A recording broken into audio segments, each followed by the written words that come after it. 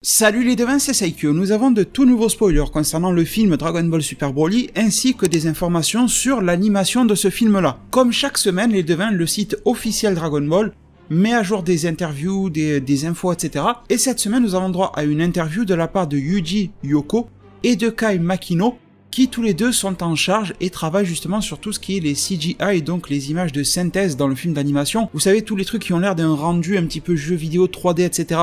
qu'on a déjà eu dans Fukatsu no F et dans d'autres types d'animation. Nous avons des informations par rapport à ça, par rapport à ces techniques d'animation, etc. qui seront utilisées dans le film, et aussi quelques petits indices et informations sur la quantité à laquelle elles seront utilisées dans ce film, et nous avons aussi des informations, comme c'est écrit dans le titre de ma vidéo, sur le lieu du combat entre Goku et Broly dans ce film à venir, le 14 décembre 2018 au Japon.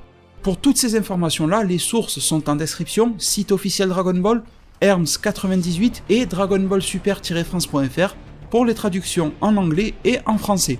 Alors je vous lis ce qui nous est dit directement. Nous apprenons que Shintani, directeur de l'animation du film, a réalisé beaucoup de corrections sur les modèles CG, donc CG, CGI, tout ça, ça veut dire la même chose, ça veut dire image de synthèse pour le film, d'accord ? Et que même Toriyama les a regardés, c'est la première fois qu'il faisait cela. Nagamine, directeur du film, voulait qu'il profite pleinement des CG pour le film. Les combats se déroulent dans de nombreux endroits différents, l'un d'entre eux n'ayant pu être réalisé qu'avec les images de synthèse, pas autrement.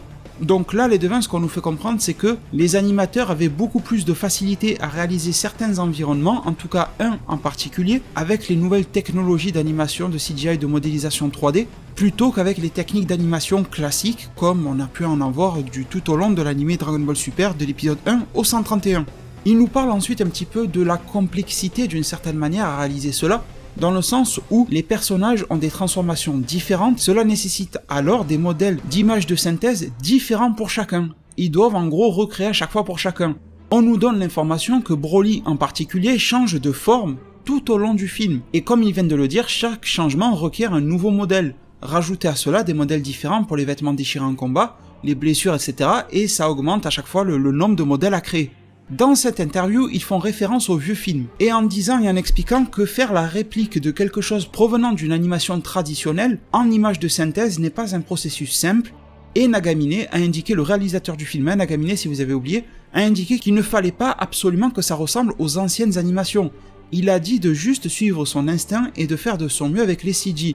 Vous vous rendez compte, depuis le début des interviews, c'est de la communication publique, peut-être que dans le privé, dans le travail, etc., ils travaillent différemment, mais de ce que l'on nous dit, c'est que le réalisateur du film donne énormément de liberté à tout le monde. Que ça soit les mecs qui bossent sur de l'animation en image de synthèse ou sur de l'animation classique. Là, les devins, nous avons l'information cruciale qui va vous intéresser en termes de scénario concernant ce film Dragon Ball Super Broly, et le spoiler majeur se trouve ici. La zone de combat mentionnée, qui ne pouvait être faite qu'en image de synthèse, sera un des points d'orgue du film. C'est un type d'endroit qui n'existe pas dans la réalité, comme une dimension alternative. Et ils l'ont créé avec le logiciel Unity. Donc les devins, le logiciel Unity, c'est un moteur à la base permettant de créer des jeux vidéo, donc faut pas s'étonner si les CG ressemblent à des jeux vidéo, tout simplement.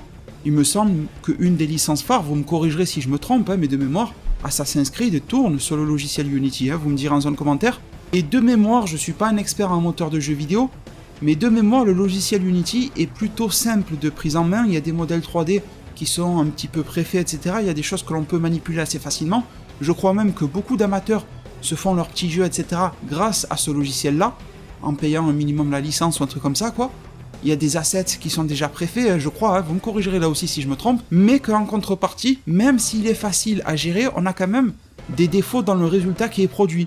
Des bugs, des collisions un petit peu bizarres, etc. Donc, un truc assez simple de prise en main, mais avec un résultat qui n'est pas 100% finalisé. Je crois que c'est ça en gros, les avantages et les inconvénients de Unity. Et bon, nous verrons bien ce que la toile animation va en faire, parce que là le but c'est pas de faire un jeu, mais plus, en quelque sorte, si je devais transposer ça dans le monde du jeu vidéo, de faire une cinématique. Et une cinématique, ça demande du travail, etc. Mais je pense que c'est plus facile à gérer parce que tout est précalculé. Ce n'est pas le joueur qui va se balader à droite à gauche librement comme bon lui semble, et créer de manière implicite des bugs, de collisions, de je ne sais quoi. Étant donné que tout est précalculé, on peut compter sur les gars de la toile animation pour corriger les moindres bugs qu'il pourrait y avoir. Donc les devins, deux informations concernant le scénario de ce film-là et le lieu du combat Goku contre Broly, enfin un des lieux. On se doute maintenant, on a bien compris qu'il y aura plusieurs lieux de combat. Dans la glace, dans une planète un peu bizarre, la neige, machin, bon bref. Donc on nous a dit que c'était tellement spécial que c'était pas vraiment pratique, limite impossible de le faire avec de l'animation traditionnelle. Je ne pense pas que ça soit impossible. J'ai envie de vous dire, dans le monde dans lequel on vit, presque rien n'est impossible. Mais on va dire que c'était très difficile à faire avec de l'animation classique, donc ils ont eu recours à cette animation 3D. Mais surtout, on nous dit, c'est un endroit qui n'existe pas dans la réalité, les devins. Et ensuite, on ne nous dit pas que c'est une dimension alternative, mais on nous dit comme une dimension alternative, et donc ils l'ont créé avec le logiciel Unity. Alors les devins, là je vais avoir besoin de votre aide. En zone commentaire, dites-moi d'après vous, quel est ce lieu qui est un peu comme une dimension alternative et qui n'existe pas dans la réalité? Où est-ce que ce combat Broly-Goku, à un certain moment, le point d'orgue du film va avoir lieu? Parce que là, ce que j'en comprends, c'est qu'on ne sera pas vraiment sur Terre. Enfin si, une partie du film, je le redis, va être sur Terre. Mais une bonne partie, ce fameux point d'orgue du film, ce climax, ne devrait pas être sur Terre. Et ça, c'est intéressant, les devins. Mais du coup, je me pose beaucoup de questions. Comment vont-ils se retrouver dans un lieu alternatif qui n'existe pas dans la réalité? Qui va les mener là-bas? Est-ce que c'est... Voilà, tu vois, je comprends pas. Est-ce que ça va être la résultante d'un vœu fait auprès de Super Shenron? Est-ce que ça va être une action de Freezer qui va acquérir des pouvoirs divins et créer un certain nouveau monde ou quelque chose comme ça, duquel il faudra s'échapper? Mais le boss à battre de cette dimension-là sera Broly, enfin... Là je vais loin, mais attendez, c'est écrit sous vos yeux, une dimension, un endroit qui n'existe pas dans la réalité, donc j'ai quand même le droit de faire des suppositions. Est-ce que là ça me semble assez cohérent? On a vu que Whis et Beerus prendront un minimum part à ce film-là. Alors Beerus ne devrait pas interférer avec ce combat-là. Si vous voulez une preuve, tout simplement, lorsque Golden Freezer est venu, Beerus n'avait pas pour but de s'en mêler, il leur a dit vous vous démerdez entre vous. Après il y a une chose qu'il faut garder en tête, c'est que Beerus veut garder la Terre plus ou moins intacte car il y a une bouffe incroyablement bonne, c'est la seule chose qui le fera conserver la Terre. Du coup je me dis que Broly n'a pas forcément envie de détruire la Terre, même Freezer n'a pas forcément envie de détruire la Terre. Si Freezer voulait péter la Terre bêtement et simplement, il débarquerait avec son vaisseau, il attend même pas que Goku et Vegeta arrivent, il fait une boule de la mort, il la balance sur la Terre et elle explose. Non, il fait pas ça, Freezer cherche la revanche, mais pas l'explosion de la Terre à tout prix. Par contre, il y a quelque chose qui va causer des dégâts à la Terre, qu'on le veuille ou non, c'est le combat entre des monstres comme ça. Entre un Broly qui a un niveau de puissance que l'on n'arrive même pas à estimer, qui dépassera probablement Jiren, avec un Goku qui va ne cesser de power-up, avec Vegeta qui va y aller à fond, avec probablement du Freezer dans les parages, avec, pourquoi pas, on le suppose de plus en plus, du Gogeta, tout ça va avoir des impacts incroyables. Du coup, même si Beerus en tant que dieu de la destruction, dans son rôle de Hakaishin, il s'en fout que la Terre soit là ou pas, mais en tant que Beerus, personnellement, il veut qu'elle reste, donc... Est-ce que Beerus ne demanderait pas à Whis d'envoyer Broly et Goku se battre dans une dimension alternative que Whis créerait de toutes pièces? En même temps, on a déjà vu Whis dans l'animé envoyer Goku et Vegeta dans des dimensions un petit peu alternatives pour qu'ils puissent y entraîner des zones dont le temps s'écoulait bizarrement, ça faisait un petit peu penser à la salle de l'esprit du temps mais en différent. Le tournoi du pouvoir a été mis en scène dans le monde du vide pour que les impacts des combats n'ait aucune interférence sur les univers, mais aussi pour que le temps s'y écoule différemment, un lieu et un monde dans lequel il n'y a rien. Est-ce que justement cette dimension alternative, les devins, ne serait pas le fruit et le fait de Whis, sous ordre de Beerus, bien sûr, pour faire en sorte que par exemple Goku et Broly en finissent eux deux, et advienne ce qu'il adviendra, tu vois, mais Beerus restera quand même neutre parce qu'il ne prendra pas part au combat, il aura juste protégé sa fameuse terre adorée, pour y conserver sa nourriture qu'il aime tant. C'est un prétexte un petit peu léger, mais vous êtes obligés de constater les devins que ça ressemble énormément au caractère de Beerus de faire ça. Donc après, bien sûr qu'il y a sûrement d'autres possibilités pour la création d'une dimension alternative. On pourrait rentrer dans un délire très ressemblant aux comics, aussi bien les Marvel que les DC Comics, dans le sens où l'impact de leurs coups sont tellement puissants que ça va ouvrir des brèches temporelles.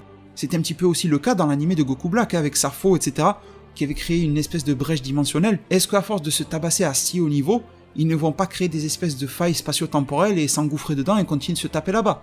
Mais le truc, les devins, c'est qu'ils disent que ça n'existe pas dans la réalité. Pour moi, une faille spatio-temporelle, ça reste quand même quelque chose de réel. Au final, c'est quelque chose qui te permet de te déplacer et de voyager à travers la réalité, une faille spatio-temporelle, tu vois ce que je veux dire? Tandis qu'une dimension de Whis, est-ce que l'on peut considérer ça comme la réalité? Pas forcément. À la limite, c'est plus une réalité divine ou angélique, mais pas une réalité terrienne mortelle. Donc je trouve que l'hypothèse de Whis faisant ça est plutôt pas mal, mais je compte sur vous en zone commentaire pour me dire ce que vous en pensez. Ensuite, Nagamine, le réalisateur du film, leur a dit de faire ce qu'ils voulaient. Donc ils se sont défiés eux-mêmes pour créer quelque chose de jamais vu auparavant. Malgré la liberté laissée par Nagamine, il y a eu quand même des animations traditionnelles avant et après les séquences en images de synthèse. Donc ils ne peuvent pas vraiment faire tout ce qu'ils veulent. S'agissant de Dragon Ball et tout, ils sont très concentrés à garder le rythme durant les scènes en images de synthèse. Makino ne s'y connaît pas trop en jeux vidéo, mais il aime bien Dragon Ball FighterZ. Lui et Fukunaga sont impressionnés par les modèles de synthèse des jeux avec leurs grosses animations. Ils doivent donc faire un meilleur travail encore. Donc les devins, nous en sommes à la fin de l'interview et je trouve que ce dernier paragraphe est très rassurant. Tout simplement parce que les CGI, même si elles sont de bonne qualité, faut dire la vérité, les devins, on n'est pas trop fans. C'est pas un truc qu'on aime vraiment. Surtout que par le passé, on n'a jamais été ébloui par ça, en particulier en ce qui concerne Dragon Ball, bien sûr. Du coup, cette interview-là nous montre qu'il va y avoir une quantité énorme d'animations traditionnelles. Vous avez vu les devins, la liste des animateurs qui ne cessent de gonfler sur ce film-là, des top animateurs au Japon qui travaillent sur ce film-là. Ils sont pas là pour faire des CGI, ils sont là pour faire de l'animation classique, avec tous leurs dons, leurs capacités et leurs talents. Les CGI seront vraiment réservés à un certain passage du film, probablement pour ce point d'orgue ou je ne sais quoi. Et ils nous disent bien que avant et après ce moment en synthèse, il y a de l'animation traditionnelle, prouvant vraiment que c'est uniquement pour un passage spécifique. Ensuite, on a une phrase où ils nous disent qu'ils sont concentrés à garder le rythme, etc.